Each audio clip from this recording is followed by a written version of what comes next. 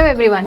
SWP यानी कि systematic withdrawal plan, इसके बारे में लोगों को काफ़ी चीज़ों को लेके मिसकंसेप्शंस है, क्लैरिटी नहीं है कि आखिर ये होता क्या है, इसका एक्चुअल में क्या यूज़ है, किसको ये करना चाहिए और ये किस तरीके से काम करता है।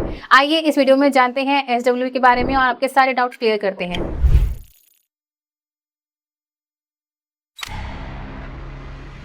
Hello sir, welcome to the video. Hello Neha, hello viewers. Sir, आज हम जानना चाहते हैं कि SWP यानी कि सिस्टमैटिक विड्रॉल प्लान ये होता क्या है सर? सिस्टमैटिक विड्रॉल प्लान जैसा नाम है, इसका मतलब ये है कि जिस तरीके से हम SIP करते हैं, थोड़े थोड़े पैसे हर महीने एक फिक्स डेट को हम म्यूचुअल फंड में इन्वेस्ट करते हैं, उसका अपोजिट हम थोड़े थोड़े पैसे हर महीने एक फिक्स डेट को अगर म्यूचुअल फंड से विड्रॉ करके अपने बैंक अकाउंट में लेके जाते हैं तो उसको SWP कहते हैं, सिस्टमैटिक विड्रॉल प्लान कहते हैं। तो ये सर किन लोगों को करना चाहिए और किस टाइम पे करना चाहिए? जहाँ तक मैं समझता हूँ कि वैसे तो ये सबके लिए इम्पोर्टेंट है, लेकिन कुछ खास लोगों को करना चाहिए जो कि एक बिजनेस में इन्वॉल्व हो या फिर जो जॉब करते हो प्राइवेट सेक्टर में, उनके लिए SWP एक वरदान है। जितनी भी बिजनेसेस में एक्टिव इनकम आती है, एक्टिव इनकम का मतलब होता है कि अगर आज आप काम कर रहे हैं तो आपका बिजनेस रन होगा और कल को अगर आप घर पे बैठ गए तो आपका बिजनेस ऑटोमेटिक रन नहीं होगा। वो सारे बिजनेसेस एक्टिव इनकम में आते हैं, चाहे वो कोई दुकान वाला हो जो शॉप लगा के बैठा हुआ है या कोई भी ऐसा व्यक्ति है जो कि सर्विसेज का बिजनेस दे रहा है, तो उस कंडीशन में उसको SWP करना चाहिए। और जितने भी प्राइवेट सेक्टर के लोग हैं जो जॉब करते हैं उनको भी SWP करना चाहिए। ये बात मैं क्यों बोल रहा हूँ, क्योंकि रिटायरमेंट के बाद उनके पास में कोई भी एक्टिव इनकम का स्रोत नहीं रहेगा। फिर कैसे एक्टिव इनकम होगी, इसके बारे में आज से ही सोचना चाहिए उनको। तो सर यहाँ पे एक बहुत बड़ा कंफ्यूजन ये रहता है कि लोगों को लगता है कि जैसे ही उन्होंने SIP स्टार्ट किया है तो सडन वो तभी SWP अप्लाई कर सकते हैं, तो ये कितना सही है सर? देखिए, SWP जैसा मैंने आपको बताया कि हमेशा रिटायरमेंट के बाद स्टार्ट होना है, ठीक है, उससे पहले स्टार्ट नहीं होना है। आप आज किसी भी एज साइकिल में हैं, आज से आपको रिटायरमेंट फंड की तैयारी करनी चाहिए। अगर आप 20 के हैं तो भी, और आप 40 के हैं तो भी, और अगर आप 50 या 55 के हैं तो भी, आपको एक रिटायरमेंट कॉर्पस इकट्ठा करना है और उस रिटायरमेंट कॉर्पस से SWP करना है। मतलब कि अगर आपने कोई भी तरीके से रिटायरमेंट कॉर्पस इकट्ठा किया, सबकी चीज़ें अलग अलग होती है, इन्वेस्टमेंट अलग अलग होती है। कोई कहता है कि मैं घर लेके अपनी सेविंग्स करूंगा, इन्वेस्टमेंट करूंगा, कोई कहता है कि मैं गोल्ड लूंगा, कोई कहता है कि मैं म्यूचुअल फंड्स में इन्वेस्ट करूंगा, कोई कहता है कि स्टॉक्स में इन्वेस्ट करूंगा। तो सबकी इन्वेस्टमेंट करने के तरीके डिफरेंट हो सकते हैं, but at the end of the day जब आप रिटायरमेंट की तरफ आगे बढ़ रहे हैं और रिटायरमेंट लेना चाह रहे हैं तो उस समय आपको फोकस करके वो पैसा म्यूचुअल फंड में प्लॉट करना चाहिए, अगर कहीं और है प्लॉट, और फिर SWP स्टार्ट करना चाहिए।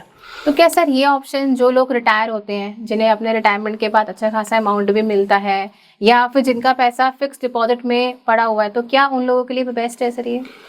बिल्कुल बेस्ट है नेहा। आप एक बात समझिए, आप क्या चाहते हैं? आपसे मैं क्वेश्चन पूछता हूँ कि आपके पास में रिटायरमेंट के टाइम पे 1 करोड़ रुपए हो, ठीक है, तो क्या आप उसे खत्म कर देना चाहोगे या उससे कुछ अर्निंग्स करके अपना खर्चा चलाना चाहोगे? बट ऑब्वियसली सर कि मैं यही चाहूंगी कि मेरा पैसा रिटेन भी रहे और मुझे मंथली इनकम भी आती रहे। तो बस आपने अपना जवाब दे दिया है। इससे आप समझ जाओ कि SWP आपके रिटायरमेंट पे कितनी इंपॉर्टेंट है। ओके, तो सर बेसिकली SWP काम कैसे करता है? लोगों को काफ़ी कंफ्यूजन रहती है कि उस किस तरीके से SWP को करना चाहिए और क्या उसका रोल रहता है सर?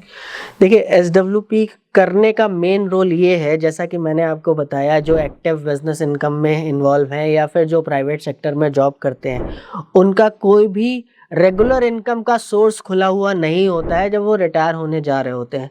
तो उस कंडीशन में क्या होगा कि जब रेगुलर इनकम नहीं होगी, they are eating their own capital, ठीक है।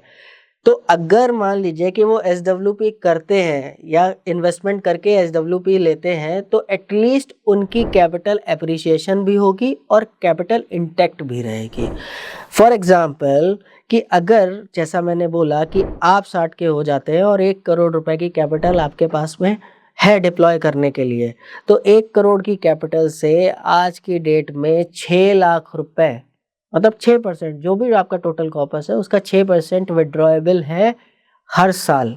इसका मतलब ये है कि जिसके पास में आज की तारीख में 1 करोड़ है और वो SWP करना चाहता है तो उसके लिए सजेस्टेड है कि वो 50,000 रुपये पर मंथ का SWP कर सकता है to meet out their daily expenses. तो डेली एक्सपेंसेस को कवर अप करने के लिए SWP is a very good tool.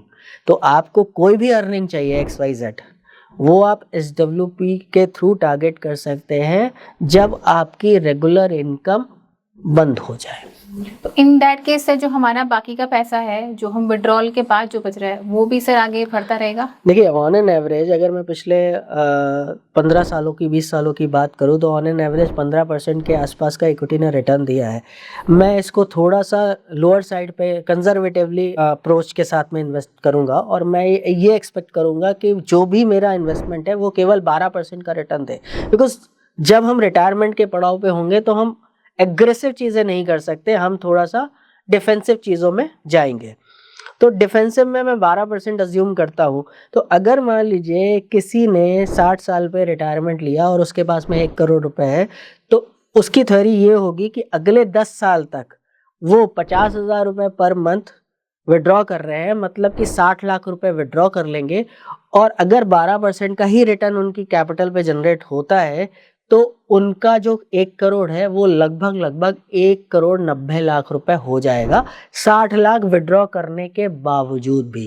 तो मतलब कि आप अगर 10 साल तक रेगुलर 50,000 रुपए निकाल रहे हैं तब भी आपका 1 करोड़ 90 लाख हो जाएगा और अगले 10 सालों के लिए आपके पास में विड्रॉइंग कैपेसिटी जो है वो 50,000 से बढ़ के आप उसे 1 लाख तक ले जा सकते हैं, बिकॉज आपका कॉर्पस लगभग 2 करोड़ हो गया।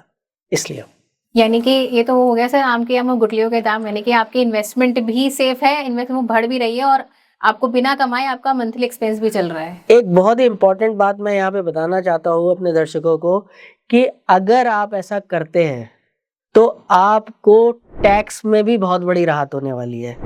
मैं आपको एक कंपैरिजन बता देता हूँ एक छोटा सा, कि अगर आप SWP करते हैं और या फिर आप SWP ना करके FD से इनकम जनरेट करने की कोशिश करते हैं, तो पहली चीज़ तो आज की डेट में 6 से 7% का FD रेट है। और अगर आप इतने बड़े पैसे पे आप FD करेंगे, मान लीजिए 1 करोड़ पे किया तब तो इतना बड़ा कॉर्पस इकट्ठा नहीं होगा, लेकिन अगर बड़ी FD आप करते हैं तो आप टैक्सेबल इनकम के दायरे में आ जाएंगे और उस इनकम पे जो FD से इंटरेस्ट आ रहा है उस पर टैक्स भी लगेगा। तो ऑटोमेटिक आपका 7% वाला जो रेट है उस पर डेंट लग के, टैक्स का डेंट लग के वो बहुत नीचे आ जाएगा। मतलब कि हो सकता है 4% आ जाए, हो सकता है 5% आ जाए, अकॉर्डिंग टू योर स्लैब। मतलब थिंग इज कि जब आप SWP करेंगे तो उस कंडीशन में आपकी जो इनकम आ रही है आपके पास वो लगभग फ्री होगी या फिर नॉमिनल टैक्स आपको पे करना पड़ेगा। Also, this is very great thing for the all users। अगर आपके पास काफ़ी अच्छा कॉर्पस है, इन्वेस्टमेंट का है, चाहे आपकी रिटायरमेंट का है, तो जैसे कि सर ने बताया आप उस पर SWP लगा के अपने मंथली इनकम भी निकाल सकते हैं। साथ में वो कॉर्पस आपको और ग्रो करके आने वाले कई सालों तक आपके बच्चों के लिए और आपके लिए सेफ भी रहेगा। आशा करती हूँ आपको हमारा वीडियो पसंद आया होगा। तो प्लीज़ ये वीडियो उन लोगों को ज़रूर शेयर करें जिनका बिजनेस है या वो प्राइवेट सेक्टर में जॉब करते हैं, ताकि वो आगे चल के अपने लिए एक मंथली रेगुलर इनकम बना सके। आज के लिए इस वीडियो में इतना ही, मिलते हैं अगली वीडियो में। तब तक के लिए invest wise, watch it wise. Thank you for watching.